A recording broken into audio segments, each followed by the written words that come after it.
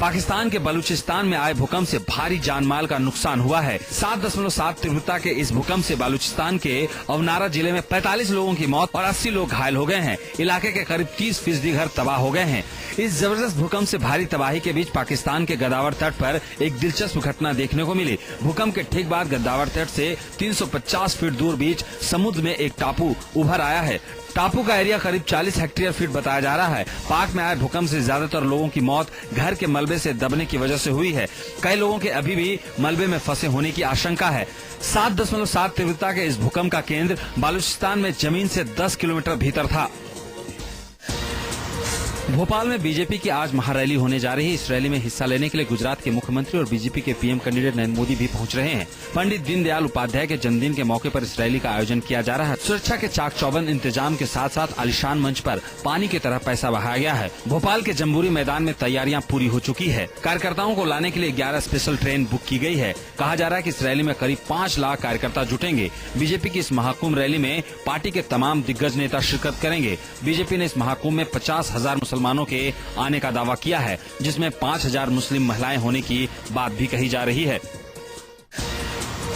BJP की महारैली में आज पार्टी के पीएम कैंडिडेट नरेंद्र मोदी और वरिष्ठ नेता लालकृष्ण आडवाणी एक मंच पर होंगे। मध्य प्रदेश के मुख्यमंत्री शिवराज सिंह चौहान भी काफी दिनों के बाद उमा भारती के साथ दिखाई देंगे। मंच पर पार्टी अध्यक्ष राजनाथ सिंह, सुषमा स्वराज और अरुण जेटली समेत अनेक दिग्गज नेता होंगे। मोदी आडवाणी अलग अलग विमान से भोपाल आएंगे और हेलीकॉप्टर से जम्बूरी मैदान पहुंचेंगे। बीजेपी के महाकुंभ के मद्देनजर भोपाल के चौक चौराहे झंडे, पोस्टर और नेताओं के होर्डिंग से पट गए हैं। जम्बूरी मैदान के मंच से बीजेपी के दिग्गज नेता चुनावी प्रचार का शंखनाद करेंगे। कार्यक्रम में नरेंद्र मोदी ही मुख्य वक्ता होंगे।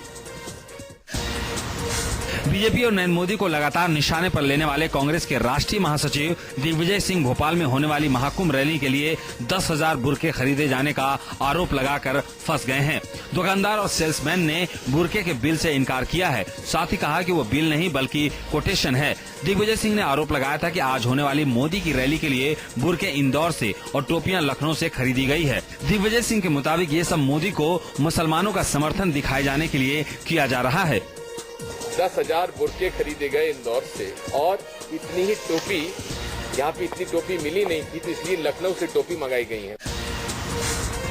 दागी नेताओं को बचाने के मकसद से लाए जा रहे एक अध्यादेश को केंद्रीय मंत्रिमंडल ने मंजूरी दे दी है। इस अध्यादेश को लागू हो जाने के बाद कोर्ट के दोषी करार देकर सजा सुना दिए जाने के बाद भी जनप्रतिनिधि, सांसद और विधायक बने रह सकेंगे। इस अध्यादेश को सुप्रीम कोर्ट के उस फैसले की काट के तौर पर देखा जा रहा है, जिसके मुताबिक निचली अदालत द्वारा सजा सुनाए जाने पर संबंधित विधायक या सांसद की सदस्यता खत्म होने वाली थी।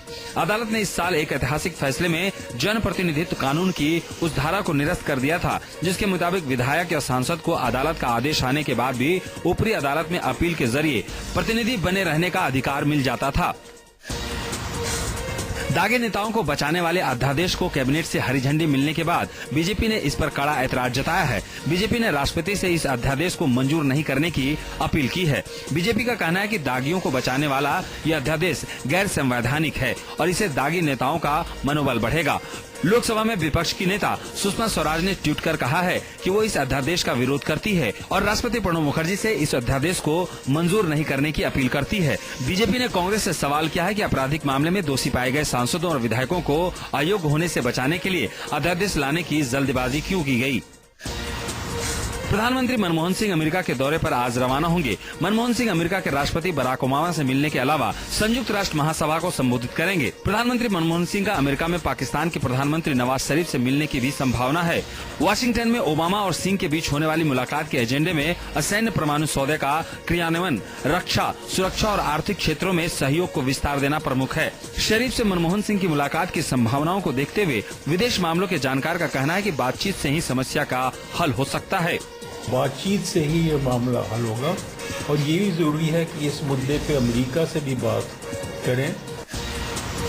केन्या की राजधानी नैरोबी के वेस्टगेट शॉपिंग मॉल में हुए आतंकी हमले में भारतीयों की भी मौत हुई थी। इनमें से एक प्रमांशु जैन का पार्थिव शरीर आज केन्या से लाया जा रहा है। प्रमांशु ललितपुर के रहने वाले थे। प्रमांशु का पार्थिव शरीर उनके गांव ले जाया जाएगा। वहीं वेस्टगेट शॉपिंग मॉल में सुरक्षा बलों की कार्रवाई आज खत्म हो गई है। इस ऑपरेशन में 5 आतंकी मारे गए हैं। साथ ही 11 संदिग्ध लोगों को भी गिरफ्तार किया गया है। सुरक्षा बलों का दावा है कि आतंकियों के कब्जे से सभी बंधकों को छुड़ा लिया गया है। दरअसल आतंकी संगठन अल शबाब ने नैरोबी के वेस्टगेट शॉपिंग मॉल में हमला कर दिया था, जिसमें 50 से ज्यादा लोगों की मौत हो गई, जिसमें भारतीय भी शामिल थे। समाजवादी पार्टी लोगों के बीच सामाजिक एकता का संदेश लेकर गांव-गांव तक जाएगी। समाजवादी पार्टी का यह सद्भावना संदेश आज से शुरू हो रहा है। दरअसल एसपी की ओर से सद्भावना की अलग जगाने के लिए निर्देश जारी किए गए हैं। इसके लिए पार्टी के पदाधिकारी और कार्यकर्ताओं को आज से 2 अक्टूबर तक सद्भावना सप्ताह मनाने का निर्देश दिया है। आज से 27 सितम्बर तक जिला, शहर, वार्ड स्तर पर सद्भावना बैठक होगी, जिसके बाद 28 से 30 सितम्बर तक ब्लॉक स्तर पर सद्भावना सभाएं आयोजित होगी। वहीं गांधी जयंती के मौके पर जिला मुख्यालय पर सद्भावना दिवस मनाए जाने के निर्देश दिए गए हैं। मुजफ्फरनगर दंगा मामले के बाद समाजवादी पार्टी सद्भावना संदेश देकर सामाजिक एकता का संदेश देना चाहती है। कांग्रेस का एक उच्च प्रतिनिधिमंडल आज मुजफ्फरनगर इलाकों का दौरा करेगा। ये प्रतिनिधिमंडल यूपी के कांग्रेस के प्रभारी मधुसूदन मिस्त्री के नेतृत्व में दौरा करेगा। मुजफ्फरनगर और अगल बगल के जिलों में हुए दंगों से प्रभावित इलाकों और राहत शिविरों में दंगा प्रभावित लोगों से मिलने के लिए ये प्रतिनिधिमंडल आज जाएगा। उत्तर प्रदेश कांग्रेस के प्रवक्ता वीरेंद्र मैदान के मुताबिक प्रतिनिधिमंडल में मिस्त्री के अलावा प्रदेश कांग्रेस अध्यक्ष डॉक्टर निर्मल खत्री, कांग्रेस कमेटी के सचिव और प्रदेश सह प्रभारी